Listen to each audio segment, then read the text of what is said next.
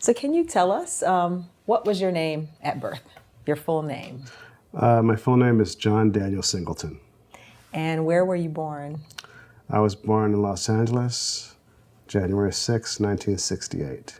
Is that where you grew up, in Los Angeles? Yes, I grew up in Los Angeles. Tell us about where in Los Angeles you grew up and what that was like. I grew up in South Central Los Angeles. It was very, very beautiful. It was a kind of an idyllic childhood.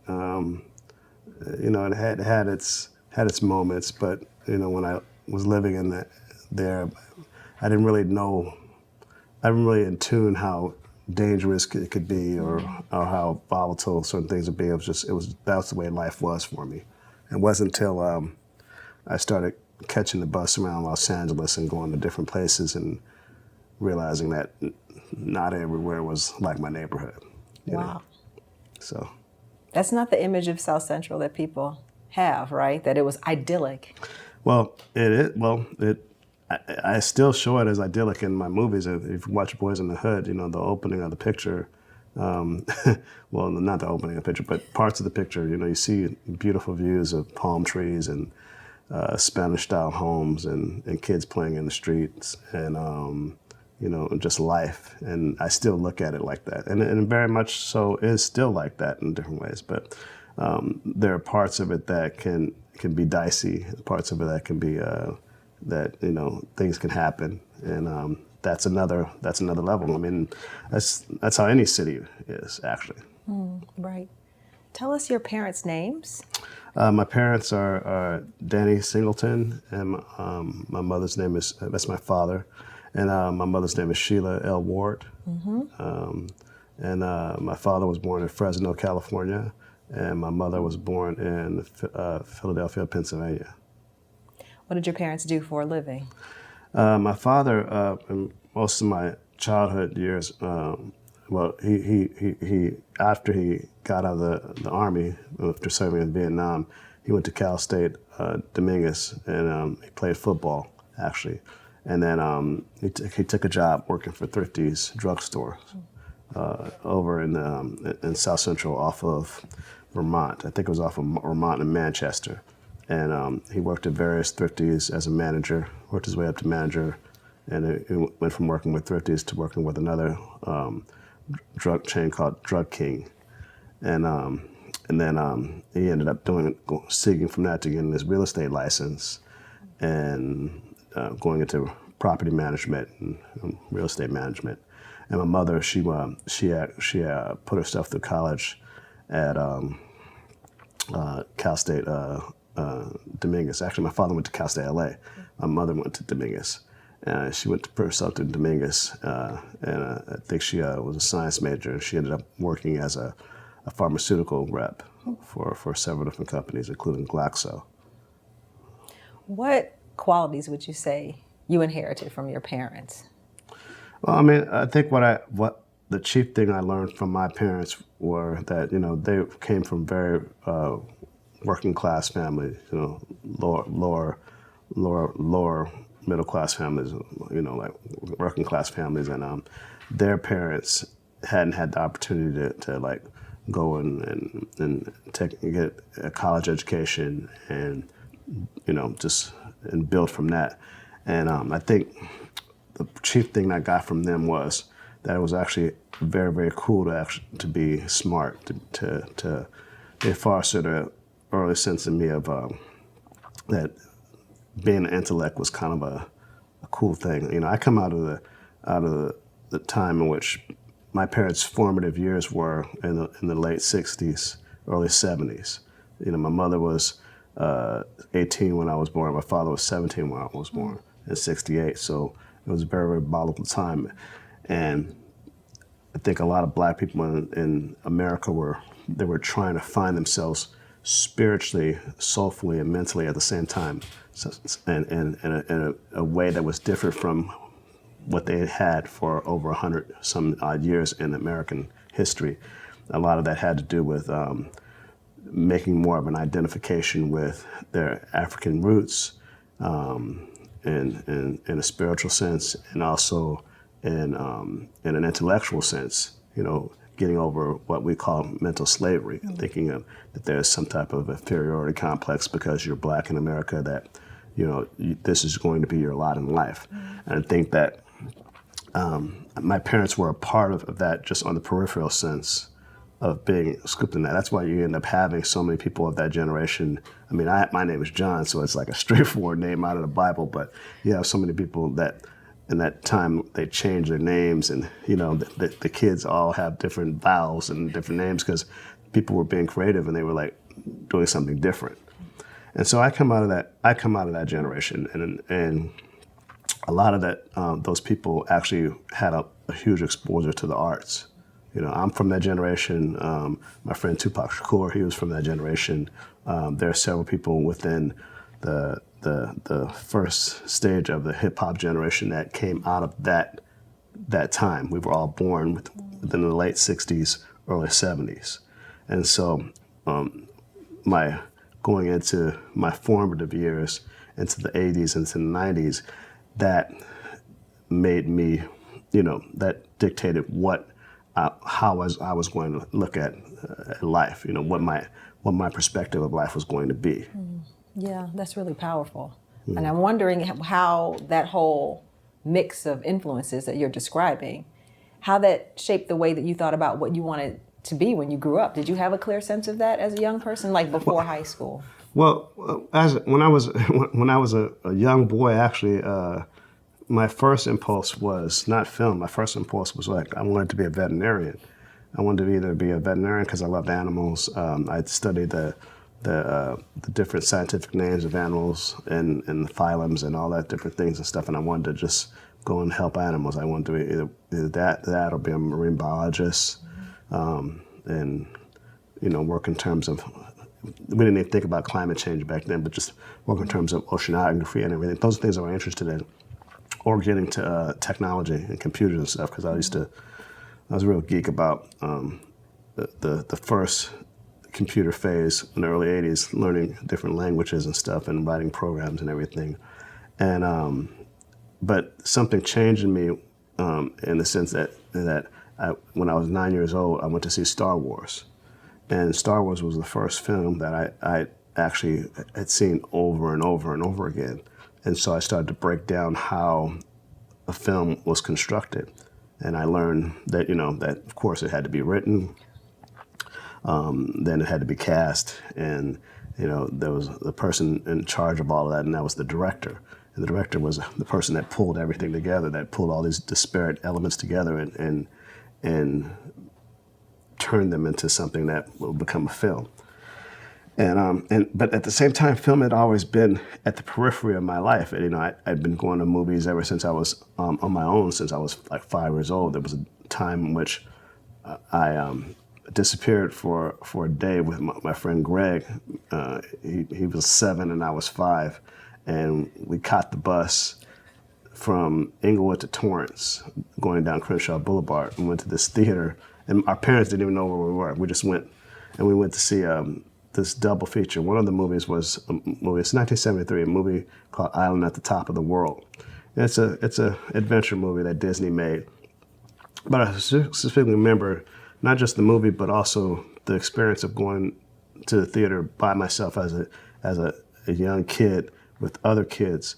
And I'm happy I had that, because this was a time where, it was we're in LA, but we could just as well have been in a small town, because it was a double feature, and in between the feature, they had, you took your ticket stub and they had a raffle, and whoever, had the right number, you got a prize, and so this was a time where, yes, there was television, but there wasn't that many channels on, and people just gave their kids money to go to the movies, and the theater was just full of little kids, and we all went and saw the movie, and then we all, some people had their parents pick them up, and me and Greg, we got back on the bus and went back to things. So there was that, and then the fact that my mother's apartment was right near what was known as the Century Drive-In. So the back of the apartment, I could see the two screens of the drive-in. I could see, there was one screen there and then another screen all over there. And so that drive-in showed blaxploitation movies, it showed kung fu movies, it showed horror movies. And so a lot of the films that I would see, they were like B movies, throwaway American AIP movies and filmways, and those third or fourth tier distributors that made those pictures that were just basically for the drive-in circuit. I would sit and watch them as a young kid out the window, but with no sound. And so I would see the images and stuff, and I mean, there's a famous joke that I always say that Pam Brier's breasts, influenced me to make movies. You know what I mean? Because it's like I couldn't believe that as a kid. You look out the theater and you see these things outside on the drive-in and everything. They're pretty amazing. So that's like an amazing kind of film school to have, right? Well, I mean, I didn't intune it as being film school. And then what happened was after that, after seeing Star Wars, and then my mother actually was putting herself through college, and she'd had to study and concentrate, and take biology and chemistry and all these classes and stuff, and so she would basically go to the library, and she'd be in the upper stacks, and I would be in the children's library, and basically the library became my babysitter. I think it saved me from delinquency because, not only was I was well read, I learned how to read since I was 3 years old, but also I had exposure to be able to sit there, not only just read books, but we had no money, so they had these records. They had records. They had, remember the Disneyland records, and that you could read the story, and every time the thing would go to turn the page, it would go ding. You read the next page, and you could read all the Disney movies that I never had the money to see. I could listen to. I could read the story and listen to it, and go back and forth. And I was sitting there and listen to records from not only the Disney movies, but Broadway musicals. And my interests were like very, very eclectic, but they were all in terms of various stories, various stories from around the world, and adventure stories, classics, Robinson Crusoe and Treasure Island and all that stuff. And, there were the books, but there were also the abridged versions that were in comic books and stuff. And they were like, some things were just like these interesting classics that were visual, Sherlock Holmes and stuff. And so after a while, I read all these different books in the children's library. The children's library started to bore me. So I'd leave the children's library and I'd go to the upper stacks, and they had what's known as, all I saw was microfilm. I saw film. So they had these things of microfiche. And what you can do is you take the microfiche, of course we have the internet now, so you don't need that, and you would roll it on these spools, and you can read newspaper accounts from different, because they would take all the newspapers from the past and they would put them on microfilm so people could do research and everything, right? Way before the internet now. And so I look, and I started reading film reviews of various things that I was interested in, and I was so fascinated because it was like, when you look at something, you could be like maybe 8 and 9 years old, and then you start to read things, and you start attuning time. Time becomes a factor when you're a certain age, young, and you're like, wow, 3 or 4, 5, 6 years ago is your lifetime. It's a leap. So I was sitting, read stuff from like the early 60s or the early 70s on different films, and I started reading film reviews. And part of it was just like me just really playing around with the microfiche and rolling it back, and having a sense of the light, and having the sense of the light and the stories flashing for me and everything and stuff. But there was something in there, there's something in there in the various stories about the film. And so somewhere in and around that line between seeing Star Wars and then reading different film reviews and stuff, I started to click in. And then also, I was very much a big fan of comic books. My visual acumen started going out like, wow, this is something I think I want to do. I want to make films.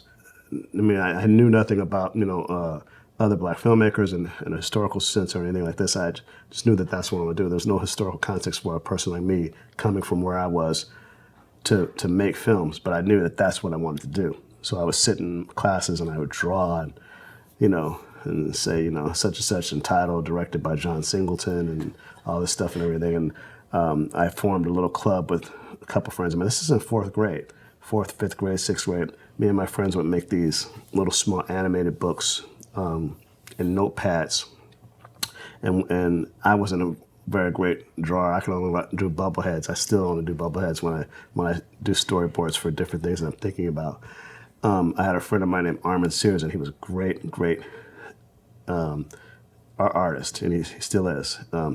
And he would actually draw every frame of it, and I would direct him how I wanted to look, and we would make these little small, what we call flip books, and they were basically, visualizations of our comic book heroes fighting and doing different things and stuff like that. And when I graduated in sixth grade, he wrote in my, how you have these little autograph books and everybody writes in your books. He wrote to a great friend and great movie maker in sixth grade. So.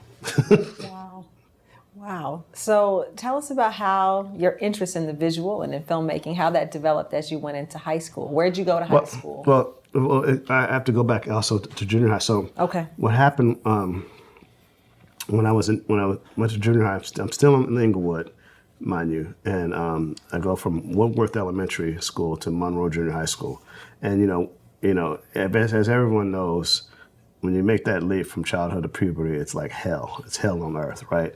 And everyone's finding themselves, and there's a kind of a feeling out kind of thing and stuff. And I felt that I was pretty much adequate student. I think I was smarter than my grades reflected. When I was in sixth grade, I one of the hallmarks of my career, one of the best awards I ever got was sixth grade. I got an award for reading on a collegiate level in sixth grade, and it was like, wow, I don't have a trophy now. It's lost somewhere. I think my father has some in the garage, but it was a great honor to me. But when I got to seventh grade, I spent so much more time like worried about defending myself and fighting different forces, different people, everybody, you have all this male testosterone, people filling each other out. And so I became really, really hardened and angry. And hey, this is just real. My father was a manager at this drugstore, and he would work in the stock room and all that stuff, right? And so he would, around the house, you open up these boxes, he had all these various box cutters. And so, like these cats, I had these big glasses and everything. Some people would think they were messing with me and everything, but and I was very much into comic books and movies and everything. And I was like, but I was always like very, very calm and methodical and very, very thinking person. And so I think people, but also where I'm from in LA, if you're one of the smallest guys, you got to be willing to do anything to keep people off you or let them know if they mess with you, then that's their ass. So I would carry a box cutter with me everywhere, and so I just lying in wait for anybody to ask me if, try to take my money or anything. And one time, this guy tried to do it, and I went after him. I slashed his jacket up, and, that caused a little commotion with some people and everything. But that's not what really changed my life, because, people knew, okay, hey, that's not keeping people from messing with you. They just know whatever. What happened was I went to school one day, and from the 7th to 8th grade, beginning of the 8th grade year, there was a rule against bringing Afro picks to school, and I had a little smaller afro, and this cool afro comb, right? It had this thing at the top of it that you could put in stuff like to moisturize your hair, so you could not only pick your hair out, but you could also get this. It was a little plastic thing. Some dude that my father found downtown that he was like selling around, right? And so I'm in wood shop, and the teacher sees me messing around with this comb, and they don't want you to bring combs to school because they say they could be used as a weapon. Well, I got a box cutter in my pocket. I'm not gonna use no Afripick if somebody messes with me. I'm gonna get something's gonna get done in another way, right? So he goes, Singleton, didn't you hear the rules against bringing metal combs to school? And I'm like, what? Give me that comb. And, snickering kids, he snatches it out of my hand. This is some guy that obviously did not want to be teaching, right? He was teaching wood shop to all the knuckleheads. I didn't even want to be in fucking wood shop, right, with these assholes, right? He takes his comb and he saws it 3 times. On the saw, make a whole show of it. And he puts it on the workbench. And I look at this and it's my comb. I love this fucking comb, right? I'm gonna cry right now, right? So I take the comb and I look at it and I look at him. The whole class is laughing at me. And I said, fuck you, you motherfucker, right? And I walked out. Walked out of school. Get on the bus. I go to see my best friend. The guy's still my best friend. His name is Michael Winters. Everyone, he's from a gang they call the Hoover Crips, right? He lived on 101st in Vermont, where my father lived, and we call him Fatback. In the movie Boys in the Hood, he's known as Doughboy, but in real life, his name is Fatback. We call him Fatback. And I'm like, man, I'm in trouble. I can't tell my father I'm not in school. I'm dropped out of school. And I'm in the 8th grade. I'm smart as hell. He said, man, fuck that shit, man. Get on the bus with me at Bret Hart. Go on the bus. You jump on the bus with me. Go up to like Tarzana and go to school with the white boys. You don't have to worry about that shit, right? I said, okay, fine. So the next day, I get up earlier. I go over his house. His grandma makes us breakfast. His mother drops us off in front of the school, Bret Hart, which is on Hoover. Near Colden. Colden's like one of the most dangerous streets in LA. And so I jump on the bus. Nobody looks at me. I go first first trip ever off the 405 freeway early in the morning into Tarzana. I go to the office. I fill out the card myself, and I'm going to Portola Junior High School. And it changed my life because it was the first time I went to school where it wasn't particularly just blacks and Mexican kids, where I wasn't totally fighting all the time. I still had to fight because I had to worry about the kids we going in my own neighborhood. We're on the bus. So we were all fighting each other at the school in the valley. But what was different about it was it was a time in which the San Fernando Valley in the early 80s, 1981, it was pretty much, you had all these newly people immigrated from Israel, and it was Japanese immigrants, right? And just a lot of people who worked in the film business. They were children of the people who worked in the film business. There was a guy there, kid, that actually his father was a casting agent for Spielberg and did all of his films, so just various people. And all these kids, since they were the sons and daughters of people in the film business, especially pretty much the sons, because they all were like aspiring filmmakers in some way, because they had a kind of exposure to it. It was in their family thing, and so people would talk about film. They would some people had Super 8 cameras. I had a really good friend of mine. He wasn't a white guy. He was a black dude who lived in my neighborhood. His name's Carl Austin. He's a screenwriter right now. He actually lives in Ireland. A brother from my neighborhood. He lives in Ireland right now. And he writes Bollywood movies now. Go figure. And so he and I bonded. He was a real big geek. He used to get the novelizations of the latest movies that would come out. Whatever it would be, like Blade Runner or whatever. And he would read the novel, and then he wouldn't read the end because he didn't want to ruin the end of what the movie might be, right? But we started sharing different novelizations of pictures, of movies, comic books, trading them. And then, there were people who were into looking at the illustrations of like those drawings that Ross McQuarrie did for Star Wars and Empire Strikes Back. And we were like a kind of a think tank, but in junior high school, of what was happening in the larger world. And every movie that would come out, we would get together and we would pontificate about how good it was going to be. We were so excited when the Second World War movie came out, and Raiders of the Lost Ark came out, Superman 2, and we were we were really in the mode of wow, this is at least the pop culture thing of it. This is something interesting that no, and not everybody was thinking about actually being a filmmaker or whatever. But me, it started really coalescing and clicking in. And I only went to that school for 1 year, but it changed me. It really it something clicked off to me that like, wow, this is something that is very, very accessible to me.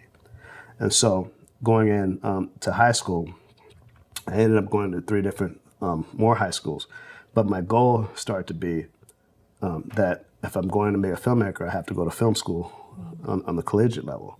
And I knew that I had to go to USC Film School. I wanted to go to USC Film School because I had read this book that Dale Pollock had written about George Lucas called Skywalking. And I read it in, I think around my 9th grade year. And I was like, wow, I think this is something I want to do. And I think it was the fall of 1985, I had stumbled onto the campus, and they had just built these new facilities at USC. George Lucas had rebuilt the film school for the first time. He's actually built it a second time now, right? And I was like, wow, I saw the George Lucas Instructional Building and the Marshall Lucas Post-Production Facility, Johnny Carson television stage, and I was like, wow, I want to go to school here. And like, it's just like, this is real for me. And I remember walking down the 2nd floor of the big building, and I used to always carry a book in my hand and different books I was reading. And I was reading Stephen King's Singleton Key, which is a collection of stories that he had written. And I see this old man walking down the hallway. The door closes, and it was the dean office. And I knock on the door, and the guy opens the door. I said, hey, I'm going to go to school here. And this, so I said, what's your name? He says, and he shakes my hand, and he turned out to be Russ McGregor, who was the interim dean of the film school. He takes me in his office. He talks to me, gives me his card. And so I started hanging out on the campus for the next year between my 11th and 12th grade year. And mind you, it really galvanized me even more to basically bring my grades up and get ready for college and all this stuff. And so I helped out on a couple of student projects. And I knew that the production side of the school was harder to get into, but the writing side of the school was hard to get into too. They only entered 24 students a year in production and writing. But writing, someone had told me that the cheapest way to actually make a movie is to write a movie. So somewhere along the way, I was like, wow, for what I want to do, I have to learn how to write scripts. And I could still shoot stuff, and which I had been doing anyway. While I was in 11th grade, I'd been taking classes at Pasadena City College where I had access to film equipment, and I'd shoot small films, with people I knew in high school and stuff, right? And so I applied to USC. I get into USC. I'm like, oh my God, this is gonna be a game changer. And one of the things on the application that I wrote to US when I applied to USC was they used to have this thing. I don't think they do it anymore. You have to state 3 different types of films that you want to make, and so you give the title of the movie and a certain synopsis of the movie. And one of the movies that I wrote in that I wanted to make was called Summer of '84, and it was about 3 friends growing up in South Central Los Angeles amidst the chaos of their neighborhood. And that's all I wrote. And it was on my application. It was like one of 3 ideas. And so I ended up going to film school, and it's a revelation for me because, although I've gone to a couple revival theaters, I used to go to my 11th or 12th grade year, I started going to art films and going to the different movie houses and seeing not only contemporary foreign films, but also older films, went to the Rialto Theater, which is in South Pasadena. I remember one time I was bugging my mother, I'm bored, I'm so bored, there's nothing to do. She's like, she said, well, take the car. She says, go to that old movie theater, go see something. And I went to the Rialto Theater, this is in 11th grade, and I sat down, and the first film I ever saw in a revival theater was Woody Allen's Bananas and Annie Hall. And I was like, wow, because they're just, cinematic and comedic classics, but they're also revelation. They're also mediations on life and politics and different things, and sexual politics and stuff, right? And I felt grown. I felt chic, right? So I'm watching it, and then a week and a half later, I go to a midnight screening of Stanley Kubrick's Clockwork Orange. And there's all these, college kids and all this stuff out there. And, I'm 16 years old. And I'm like, I'm really doing it, right? So I get to film school, and I'm a know-it-all. You know what I mean? I'm like, I'm in school. My friend Brian Singer was there at the same time, right? He had his little clique and stuff like this. And they're all these, we're all cinemaphiles. We're all trying to do a kind of one-upsmanship of what we know about film and how much our nascent knowledge is of cinema and all this stuff. But none of us knew shit, right? And, that's one thing when you get to film school. You think you know everything, but you know nothing. And just to really be in an environment where I'm watching these films, and some of them I've seen different parts of them on television, but watching, being in my Cinema 190 class, which is taught by a gentleman named Drew Casper, and he's really, really flamboyantly gay guy who just loves movies, and he shows you Citizen Kane up on the big screen. He shows you Singing in the Rain on the big screen, right? You see Chinatown, and you see what film can be. And so I'm like, wow, this is something. But at the same time, none of these folks look like me, right? Great characters, great. It's great filmmaking. None look like me. And so 2 weeks before I started school, another benchmark happened. I went to a theater in Santa Monica that was showing a movie that had been showing in New York for about a month and a half, and it was going to show in LA for a few weeks, and it was Spike Lee's She's Gotta Have It. And I had heard of this guy because of my mother, and he had a mutual friend that went to Spelman College when he was in Morehouse. This is in high school. And I was early in the year when I was in my senior year, second semester of my senior year in high school, I got a flyer to go to this house and see bits of the movie because they were trying to raise some money after this, I think the San Francisco Film Festival, after he wanted more for finishing funds to get ready for Cannes. And I showed my mother the flyer, and she said, nah, you can't see that. It has sex in it. It's like, I'm supposed to go see this guy, meet this guy. And her friend says, you remind me of my friend Spike. You got to meet this guy, right? So I go to this movie, and I'm like, wow. I saw Spike out front. He's passing out buttons and talking to people.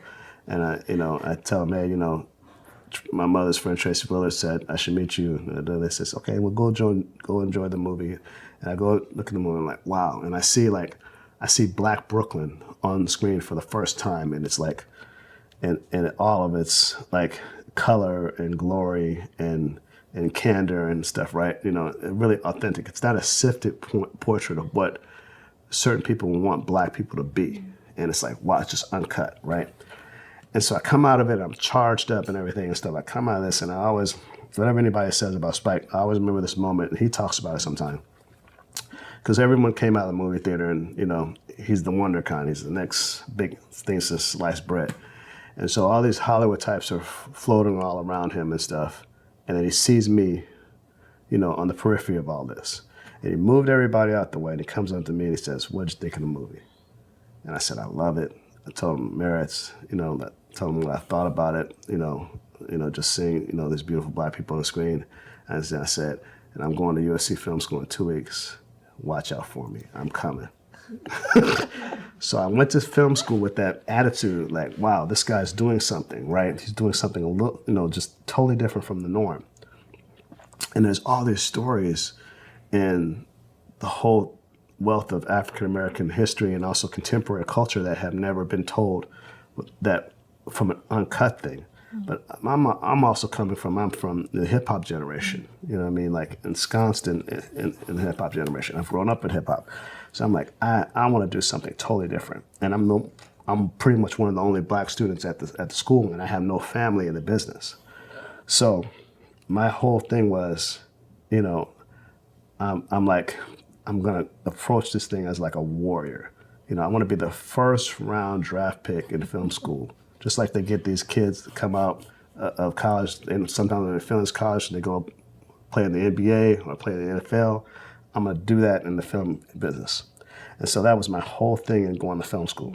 Nothing else. It wasn't about partying, it wasn't about drinking, anything else. I would study film, live life, and I would just try to be the best I can. I couldn't make any real movies because I was in a writing program, so I'd had to write. So I just devoted myself to that. I'd read scripts, I'd watch movies and stuff. And as I started doing it, I wrote one screenplay called Twilight Time, and I won an award for it, the Robert Riskin Award. Robert Riskin was a screenwriter that wrote a lot of Frank Capra's greatest films. I wrote that award, and I also won the Jack Nicholson Writing Award for that screenplay. And so I took that screenplay and said, okay, I made it, right? It got me some notoriety. Went around Hollywood, tried to get an agent in my junior year of school. No, girl, you only wrote this. We don't know what else you can do, right? And I'm frustrated and stuff. I think I had some promise and everything this. And then it's the summer of 1989. And mind you, every time Spike came into town with a new movie from She's Gotta Have It to School Days to Do the Right Thing, he would have these book signings where he was always the master of self-promotion, right? He'd write a book and he was selling T-shirts, everywhere and stuff. And I'd see him, at these book signings, and we were on a first name basis while I was in film school. And then Do the Right Thing comes along in the summer of 1989. And I go to a sneak preview of it, and my eyes are like blown open. It's like I think it's the best thing I've ever seen before, right? And I'm with my friends, and he comes out of the theater surrounded by entourage and stuff. And then my friends are like, go say hi to him, right? I'm just in awe now because this movie is the best thing I think I've ever seen. And I'm like, nah, man, I don't want to say nothing to him, man. Fuck him. I don't want to say nothing to him, man. Nah. Go say hi to him. I said, nah, and I'm just like, they said, what's wrong with you? And I'm like, I'm ruining this. And mind you, I'm going into my senior year in college, and I'm like, I gotta do my own shit. Yeah. I can't go talk to him. I gotta do my own shit, right? You know what I mean? And I just go back to my little one-room apartment, and I'm just ruminating. I'm listening to James Brown, and I'm listening to Aretha Franklin, and I'm just like stewing and stuff. And I just said, you know what? I gotta do something for Los Angeles. I gotta define myself different from any other filmmaker, whether or not Spike or Spielberg or anybody else that I admire, Scorsese. And it has to be something unique to me and who I am as a filmmaker and what I can bring as a storyteller. And in film school, they always say, write what you know. Mm-hmm. And what do I know? I know South Central Los Angeles. So I just started hanging out with Fatback and some of my old folks, and then listening to NWA and Eazy-E's album. And I said, I'm gonna make this movie. It's gonna be called Boys in the Hood. And I started writing this screenplay. And I don't have a computer of my own, so I have to write it in the lab, the computer lab at USC, which is like a collective. You have like maybe 24 different computers there, and you have one disk, and you write your paper, and you put it on your disk, and then you go print it out somewhere else. Well, I'm writing the screenplay to Boys in the Hood on one of the early Microsoft Word programs, because they didn't even have screenwriting programs back then, right? And and mind you, when I write, I not only do I write it, but I also improv the dialogue as I write. So I'm saying the dialogue to myself while I'm writing it, and I'm being loud, I'm using profanity, and I'm like, and I'm standing up and standing over it, and people are watching me and stuff. And you're supposed to be really quiet, like it's a library. And so there are people writing their dissertations, they're writing papers and stuff. And some guy says to me, "Can you keep it down?" I'm like, "Shut the fuck up! Don't you know I'm writing a fucking classic movie right here? Get out of my face! You mind your own damn business." And I just keep going in my thing, right? And just keep on writing, and just keep on, And we were doing it for a class. That had to be as my thesis script. You had to write a script to get your degree. And so this is the fall of 1990. And so you had to write it by, no, the fall of 1989, you had to write it by the spring of 1990 to get your degree. Well, I wrote it in the fall of 1989. And, I think my teacher was a woman who actually wrote about screenwriting, Vicki King. She actually does, I think, how to write a screenplay. And so she says, well, you guys tell me what grade you want and maybe you'll get the grade, right? And I said, listen, I have no time to come to class. I'm going to write this damn screenplay. I'm going to give it to you and I want an A, right? So it's like everybody's sitting in class, they're writing, they're ruminating about why they can't write, why they have writer's block and everything. So I'm writing my shit, right? So I write this screenplay and edit it and everything and stuff, right? I come to class, I think I missed 3 or 4 classes and stuff, right? And I was the kind of guy, like, I enjoyed, like, really, like, scaring the white people, right? You know what I mean? Like, I was that kind of guy in school. Because I was intimidated. I was the only black dude at the whole school, so I had to intimidate people, right? There was one guy, right? So I'd give them, I would bust their chops and stuff, the teacher's chops and stuff. I said, listen, here's my screenplay, boom. I want an A. You better give me an A. So she says, okay, John Singleton, we'll see about it, right? So she reads the screenplay, The Boys in the Hood, right? She reads the screenplay, The Boys in the Hood, and I come back in. I just go in because I'm now in. I think I'm now in the fall of my senior year, and I'm like, I gotta find a job. I mean, like, I'm later for school. I gotta, like, be a reader.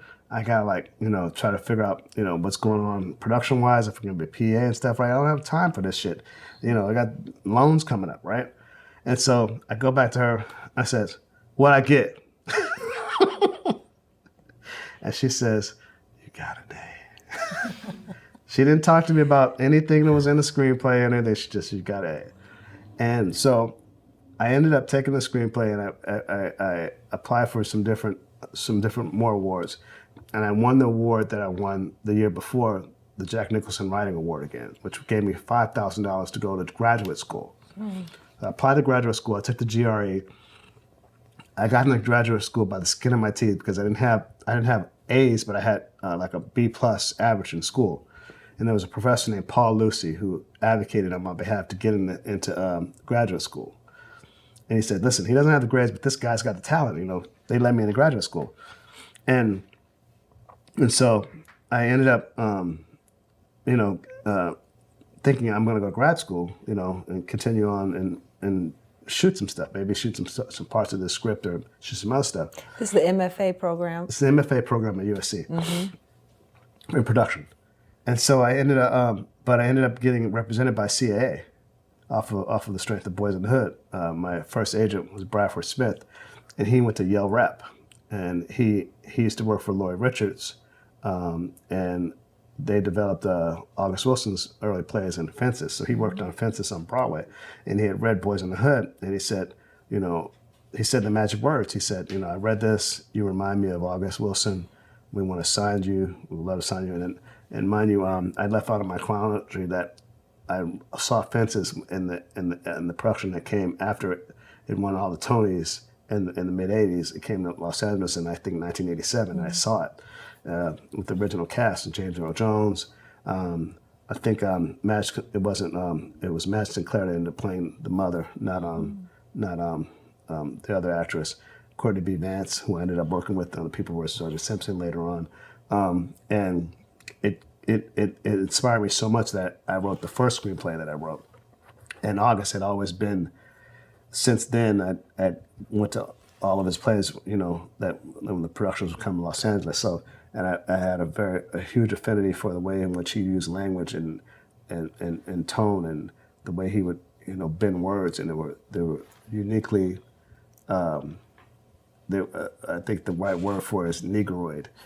In the way that the people would talk, with some cadence and some soul, you could almost feel the brown liquor on their voices when they spoke, right?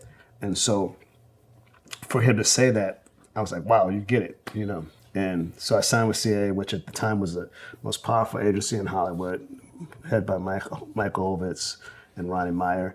And I was 22 years old, and I had an agent, and I was still in film school. So you really couldn't tell me nothing. I still didn't have a pot to piss in, but I was with the biggest agency in Hollywood. So they started sending me out on different meetings, and I always wanted to say, like, give me a lunch meeting, because I had no money. Or at least these people are gonna feed me, right?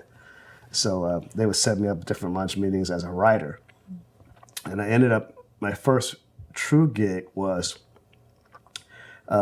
getting signed to do writing a show for HBO called The Champ. It was about a boxer, the first year in a boxer's life. And I ended up writing that. And as that was happening, things started going on with Boys in the Hood. I got a meeting with Russell Simmons. I pitched the movie to him. He gets up on the MGM Grand that's going from LA to New York. And I had no idea he had an impending deal with Columbia Pictures he was negotiating. And he says, this is the best screenplay I ever read, and I don't even read. And says, this is the first movie I want to produce. It's called Boys in the Hood.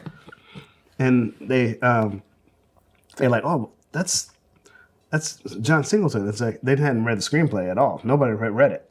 Because I take these pitch meetings, and they say, well, I want to see, I pitch it. I said, this is the movie I want to do. And they said, let me read it. I said, no.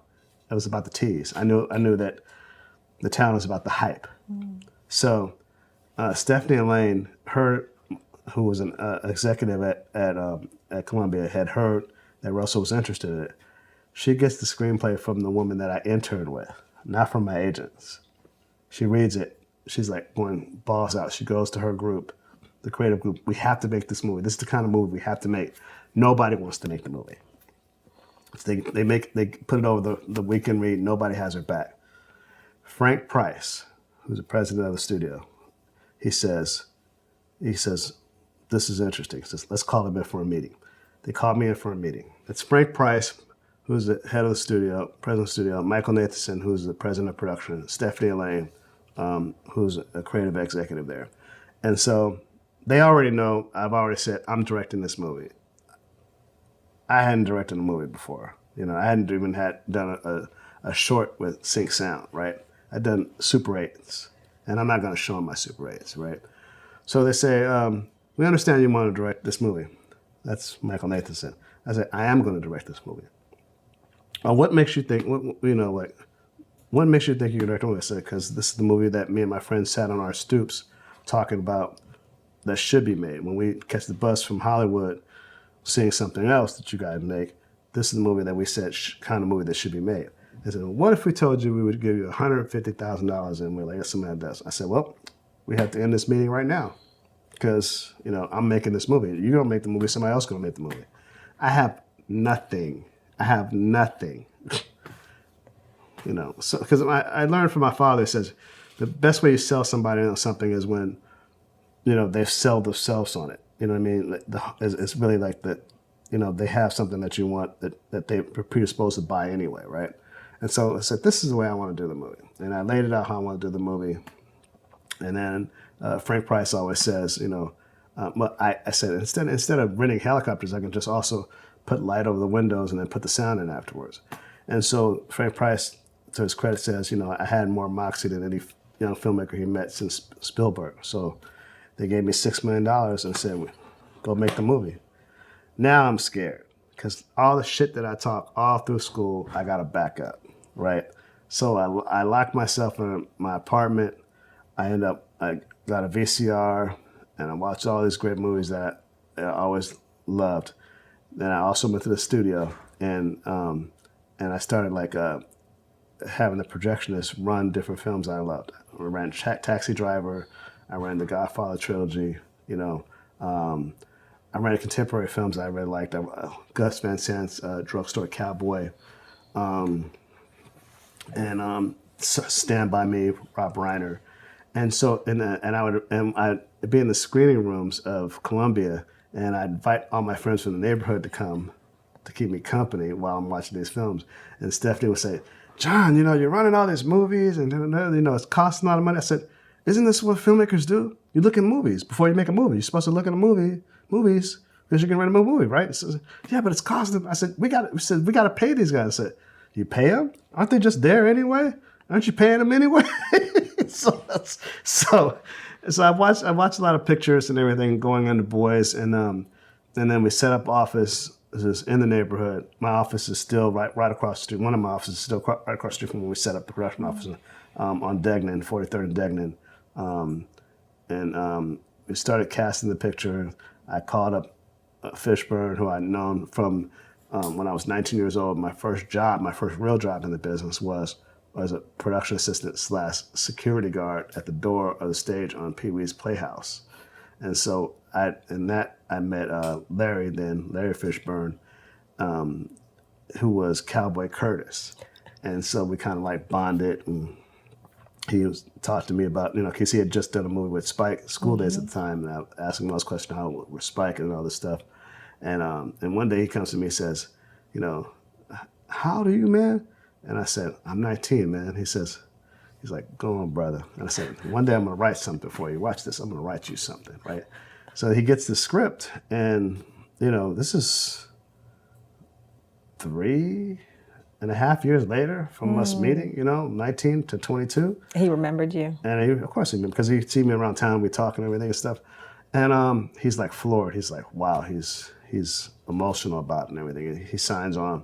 Wait, was that the best thing that came out of your experience with Pee Wee's Playhouse? Or were there other things that you learned about the business That was one of the best things that came up. But the other thing was just like, just Paul Rubens and just seeing how Paulie put together that production and the production design and just the way in which the crew was. And I think I learned from Pee Wee's Playhouse that, when you have to work as hard as you do on any production, it's nice to have a great rapport with the crew, and to really, really take care of the crew. Film crews or television crews, they're like families. It's like a circus troupe. You bond for a period of time, an extended period of time, and then everybody goes off to the next show, to the next thing. So I think I learned that much from working with Paul Rubens. But it did make you think you wanted to stay in television at that point. You were still focused on I still was cinema. focused on film. It was just the whole thing about being in film and everything and stuff. I ended up doing, out of doing that, I ended up later on doing an internship with Arsenio Hall on the Arsenio Hall show. And in that case, it was in 1989, just before World Poisonhood. I was a director's intern in the booth, and they would do multi-camera. And so I was watch the director go and officiate like 6, 7, 8 cameras and look at the monitors and go, okay, get ready on 1, get ready on 1, and go to run, and get ready, and 4, and line up 4, line up 3, and go to 4 like this. And so it was interesting. That came back to me later on when I ended up doing television, like doing the People vs. O.J. Simpson. We had 4 cameras going, right? It's the second time I ever did television.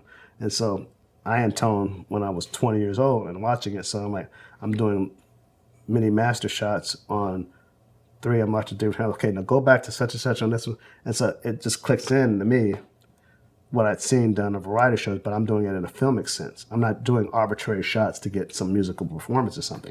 I'm doing this, okay, get ready, and telling the actor get ready, and it says, okay, now go on 3, move it, I'm telling them that. So it's like putting a puzzle.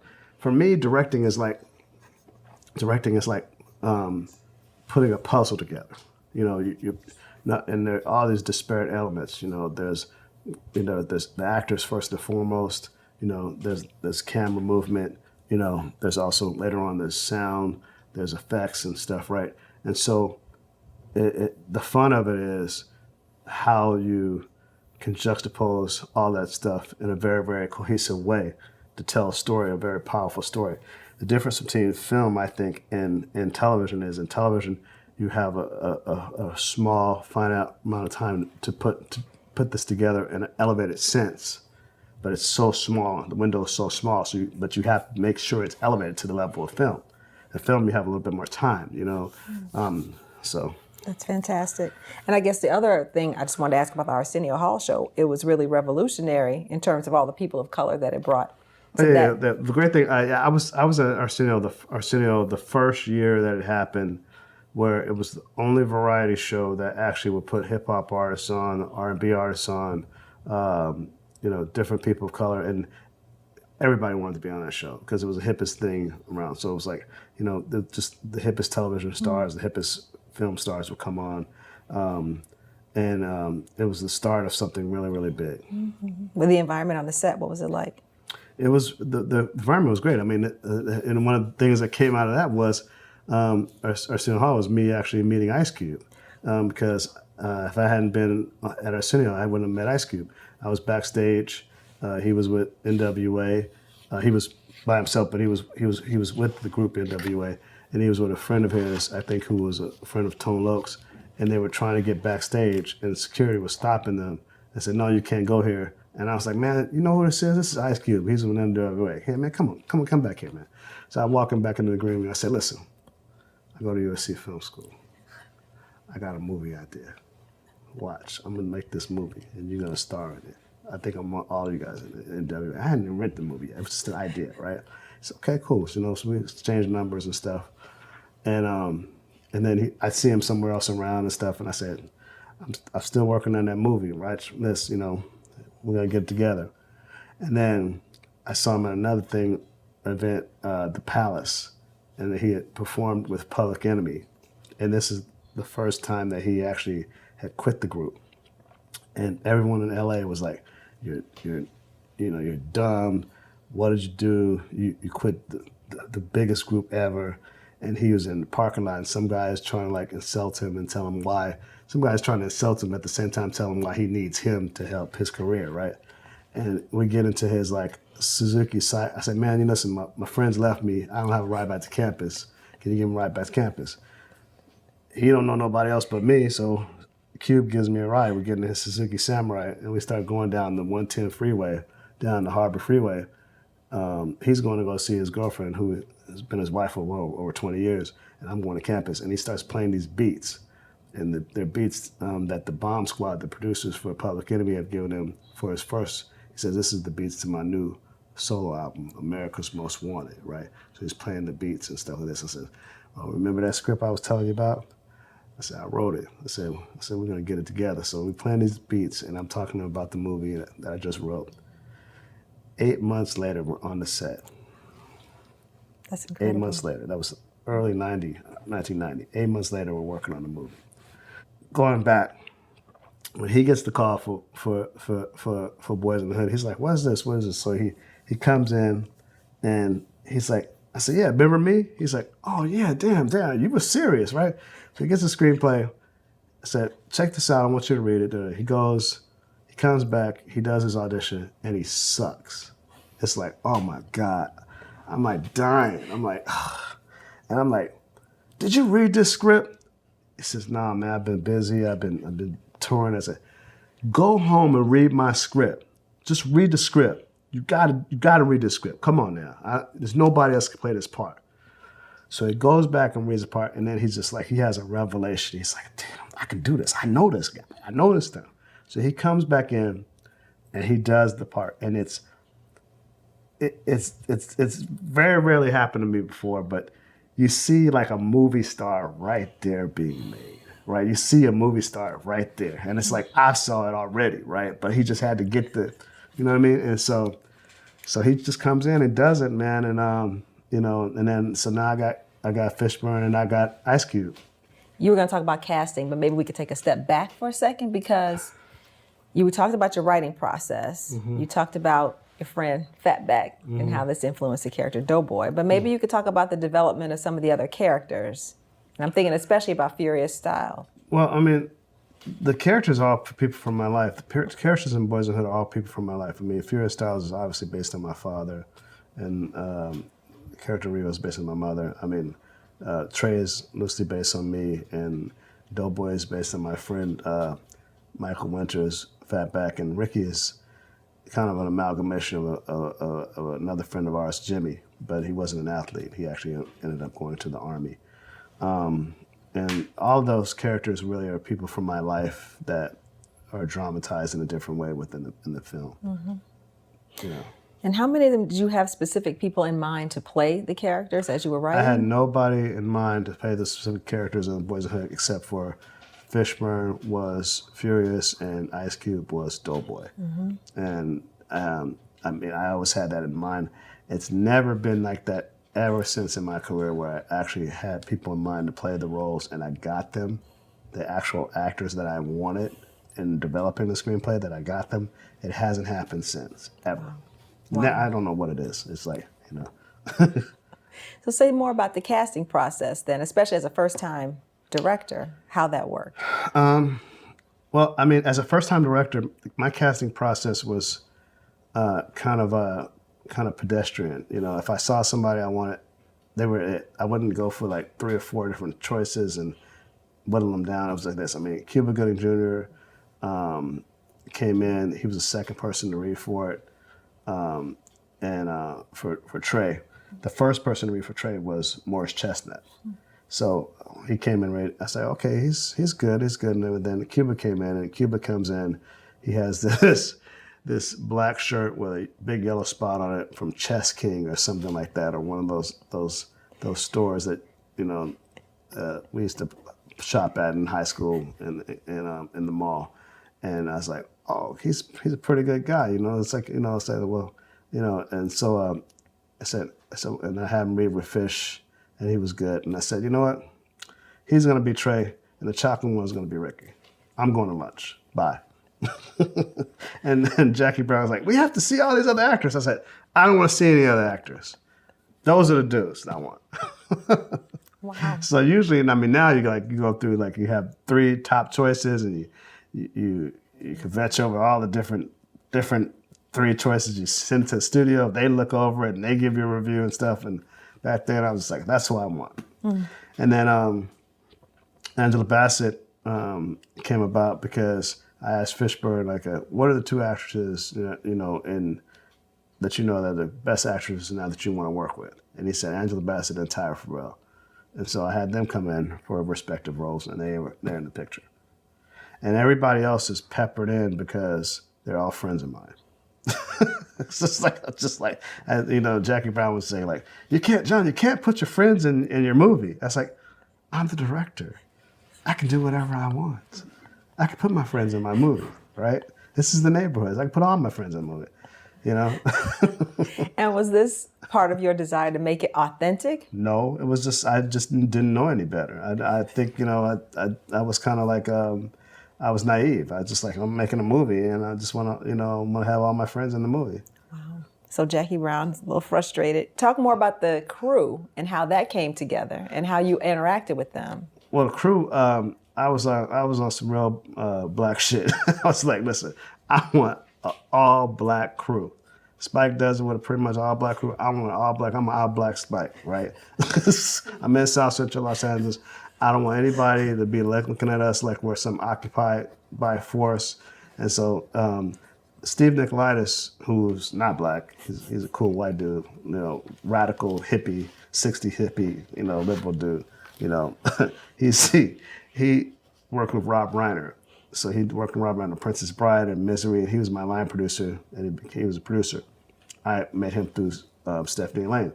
I said, I want to see nothing but black people in you. So Stephen Nicolaitis said, I don't care if I'm the only white guy on the set. I said, you will be, right? So he goes and he puts together this crew. And mind you, all these people who worked on Poison Hood were either, they were veterans. They were people who had worked in the business for maybe 25, 30 years. They were older people. I'm 22. These people were maybe in their late 40s, some 50s. And they were maybe the one or two black person on pretty much all these crews, all these different years. So they're coming to this and they're like, wow, look at this. This is some different shit right here, right? And so they basically were like, you know, my uncles and aunts, you know what I mean? Like they pulled me in, but I was still very, very hard on them because I was like, this is new for me. I was like, this ain't no damn party. You know what I mean? Like we happy to be working together, but I want y'all to work hard, you know, on this, right? So, but it was beautiful because a lot of people actually lived in and around the neighborhood in which they were shooting. So we were shooting. So some people were like 5-10 minutes away from home, where they were just like, they'd be right on the set and they'd be home. So that's one of the things I really learned about shooting and kind of when I shoot these urban pictures of having as many people as I can from the environment, working not only in front of the camera but behind the camera. Because what it does is it gives a kind of spice, it gives a kind of a life, a different kind of life that, because when we're making any kind of film, we're in the service of recreating the spontaneity of life. That's all filmmaking is, whether it's great filmmaking or good television. You're recreating the spontaneity of life to do what? To have some type of dramatic, emotional effect on an audience, where you're pulling them in a kind of a voyeuristic sense to whatever story you're trying to tell. So for me, it's a very calculated effort, whatever I'm doing, to do that. Yeah. To get that. How do I get that spontaneity? So can you remember some stories about what it was like shooting in a place where people aren't accustomed to movies being shot there? It was a revelation. I mean, people were just enjoy it. I remember when I was shooting in my neighborhood in Inglewood, in the area called the Bottoms, where I'm walking around on set with all these people, and people are like, "What you doing here, man?" And I was like, I'm working on this. And I said, "What you doing?" I said, "I'm the director." "You the director? You the director?" I said, "Yeah, I'm the director." Yeah. I said, "What?" They like come out, everybody come, look, John directed. He's directing, right? And so we had this scene, there's a shot in Boys in the Hood where the kid's walking up the street and he passes this crap game, and then the stunt players get into a fight, right? And so we're like, okay, we're setting the shot up to do the rehearsal, and then mind you, it's a long lens shot, so you're looking down one side of the street. The other side of the street, there's 300 people watching. Everybody comes out of all of their apartment buildings watching. And a lot of these people were people I went to elementary school and some junior high school with, and their parents. And so I'm like, okay, let's get ready. Everybody quiet, everybody quiet. Everybody's silent. Church mouse silent. Do the scene, action, do the scene. The car goes up into this, and I yell, cut! Everybody in my neighborhood goes, yeah! And I'm like, I wish I had it on videotape, because for me, I could cry right now, because I'm just remembering right now. It was the first day of shooting. So I'm like, it was like one of those things like, wow, this is kind of a reality. This is, That's giving me chills. That's an amazing story. Because it impresses upon you not just that it was your individual achievement, but this is something that's like going to transform your whole community. Yeah. It was great. It was great. Whew. Okay, that's an amazing story. So off of that, I kind of wanted to ask you about these are people who are not used to films being shot in their neighborhood. They're not accustomed. Black people across the country are not used to films being made about their lives in this way. No.